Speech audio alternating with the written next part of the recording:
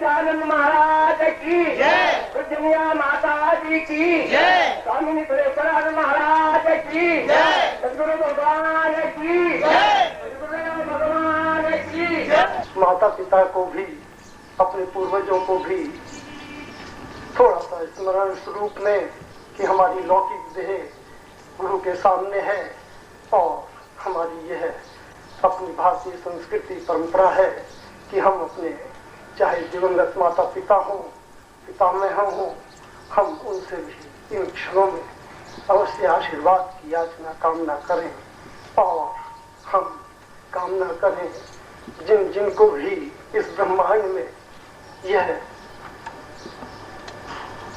सिद्धेश्वरी दीक्षा, सहस्राक्षी दीक्षा का पावनतम दिव्य वरदान प्राप्त हो चुका, हम आपसे पहले हम उनसे भी उनके आशीर्वाद की कामना करें, याचना करें कि वो जब इतना पूंजीभूत कामना की शक्ति का आशीर्वाद हमारे साथ होगा, जब हम इतने नमन हो लेंगे कि हम इस जीवन जड़ प्रकृति में जड़ है, चैतन्य होना चाहते हैं परम प्रभु ब्रह्म आपसे, और यह आप जो वरदान आज देने जा रहे हैं हमारे जीवन का वरदान बन जाए, श्रृंगार बन जाए और हम आपके जीवन के सपनों के अनुकूल अगर एक जीवन का क्षण सांस ले सकें और आप ऐसा महसूस कर सकें कि ये सांस हम आप उनके सपने के अनुकूल ले पाए, हमारा जीवन धन्य। और हम प्रभु से उन क्षण में यही याचना के साथ आज ये दीक्षा चाहते हैं अपनी झोली करना।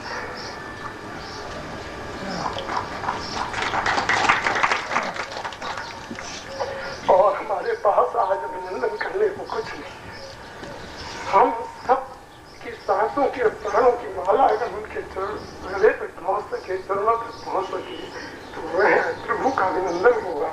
और प्रतीक रूप में हमारे पास तो प्रकृति का दिया हुआ ये हार है और ये हार आज हम आप इस योग में नहीं चढ़ा सके प्रभु के चरणों में, हम इस हार को उन्हीं सभी ब्रह्मा की शक्तियों को, उन्हीं ऋषि पुत्रों को सौंप रहे हैं और उन्हीं से प्रार्थना कर रहे हैं कि वही प्रभु के गले में इसको डाल सके। बोलिए प्रभु गुरुदेव की जय।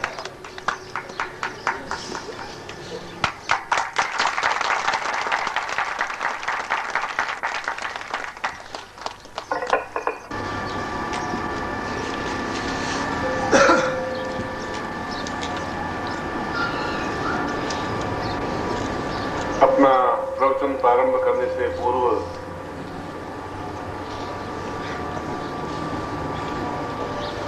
आपने जिन गुलाब की पंखुड़ियों के माध्यम से और पुष्पों में एक लड़ी में पिरोकर जिस प्रकार आप मेरे हृदय के निकट आए हैं और मेरे हृदय पर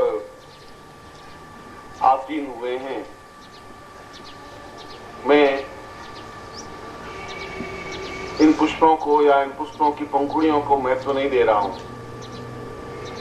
क्योंकि अपनी पूरी जिंदगी में मैं शायद 1,00,000 मन से ज्यादा पुष्पों की मालाएं पहन चुका हूंगा, मगर ये पुष्प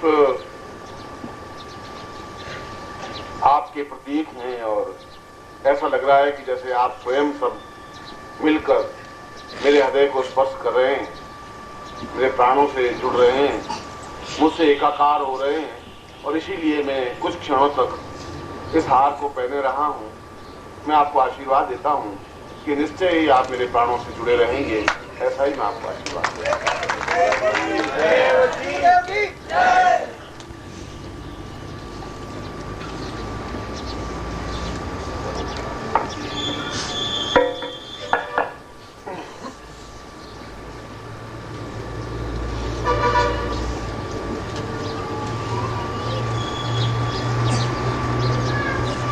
निर्मोही ने कहा कि आपको भेंट करने के लिए हमारे पास कुछ नहीं है और मैं जानता हूं कि तुम्हारे पास कुछ नहीं है, मगर भेंट करने के लिए आंसुओं का हार पहना होना चाहिए, जिससे कि वह उनके प्राणों के अंदर तक पहुंच सके। अपनी श्रद्धा और समर्पण का नमन होना चाहिए, जिससे कि वह उसके ज्ञान तक पहुंच सके।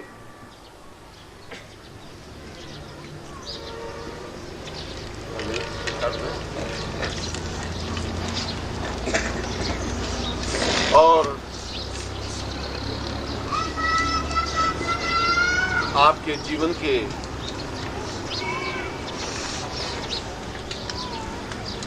उन भावनाओं से, क्योंकि मैं पिछले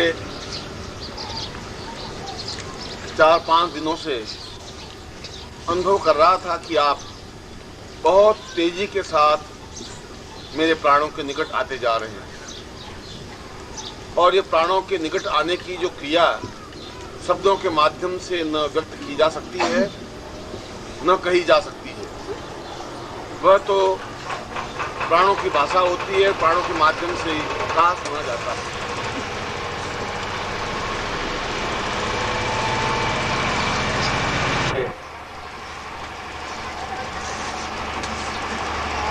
कई वर्षों से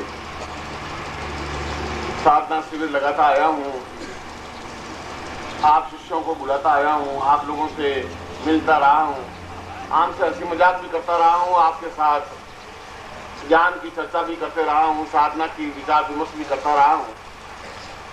मगर पहली बार मैंने आपको अपने हृदय के ज्यादा निकट अनुभव किया है। पहली बार तुम्हें मैंने ऐसा एहसास किया है कि ये मुझसे अलग रह नहीं सकते। पहली बार मुझे ऐसा एहसास लगा है कि ये वास्तव में मेरे प्राणों के अत्यंत निकट है। ये अलग बात है कि आप में से कुछ ऐसे शिष्य और साधक निकल सकते हैं जिनके दरवाजे अत्यंत अहंकार और मूर्खता के जन्म से बंद हों। ये हो सकता है कि मेरे शब्दों का प्रभाव और प्रहार उन किवाड़ों को नहीं खोल सके, मगर इससे विचलित होने की जरूरत नहीं है। केवल 1 या 2 या 4-6 लोगों की वजह से पूरे शिष्य समुदाय को न कुछ कहा जा सकता है और न कुछ मन में चिंतन लिया जा सकता है। मुझे तो इन 5 दिनों में आपके साथ जितने क्षण व्यतीत किए हैं, वे क्षण मुझे अत्यंत आनंददायक अनुभव हुए हैं। मुझे बहुत ही ऐसा लगा है कि जैसे आप मेरे अत्यंत निकट हैं, क्योंकि प्राणों के निकट होने की क्रिया तो एक प्रारंभिक क्रिया है। क्योंकि जब तक शिष्य प्राणों के पास पहुंचता ही नहीं, तब तक शिष्य बन ही नहीं सकता। शिष्य बनने की क्रिया देह से है ही नहीं। आप अपनी देह को मेरे पास लेके आए तो शिष्य नहीं बन सकते। वह शिष्य होने की क्रिया नहीं, वह तो पति होने की क्रिया है, पुत्र होने की क्रिया है, माँ होने की क्रिया है, और चाचा या चाची या भाई या संबंधी रिश्तेदार होने की क्रिया है। देह को लेकर जाने और देह को लेकर के मिलने की क्रिया तो गुरु शिष्य की क्रिया नहीं है। उससे गुरु बन ही नहीं सकता। अगर गुरु किसी देह से प्यार करता है तो गुरु नहीं बन सकता। ये अलग बात है कि आप उस आंखों के माध्यम से देख नहीं सकें। ये अलग बात है कि आपकी स्थूल आंखें कुछ और धोखा खाए, और आंखें धोखा खाती ही हैं। आंखें उस अंतर्निहित ज्ञान को नहीं देख पाती। फिर भी आपने जो भावनाएं व्यक्त की हैं, वे भावनाएं आप में स्थायित्व दे सकें, वे भावनाएं आप में चिरस्थायित्व बन सकें। जो कुछ मैंने आपको देने की कोशिश की है 4-5 दिनों में, आपके अंदर की कुंडलिनी को जागृत करने की कोशिश की है, आपके अंदर के जो चेतना बिंदु हैं उनको स्पर्श करने की कोशिश की है, आपके बंद किवाड़ों में ताजी हवा देने की कोशिश की है, आपके अंदर जो एक निष्प्राणता और मुर्दापन जो आ गया था उसमें थोड़ी हलचल और हिलोर देने की कोशिश की है, और जो नदी रुक गई थी उसको धक्का देने की कोशिश की है। मैंने अंदर से प्रयत्न किया है कि ये बहे, और इतना बहे कि मैं एक दृष्टा बन सकूं, मैं खड़ा खड़ा देख सकूं, मुझे बार बार धक्का देने की जरूरत नहीं पड़े। क्योंकि नदी को बार बार धक्का देने से समुद्र तक नहीं पहुंच सकती। नदी स्वयं वेग पकड़ ले, और ये वेग पकड़ सकती है आपके खुद के चेतना से।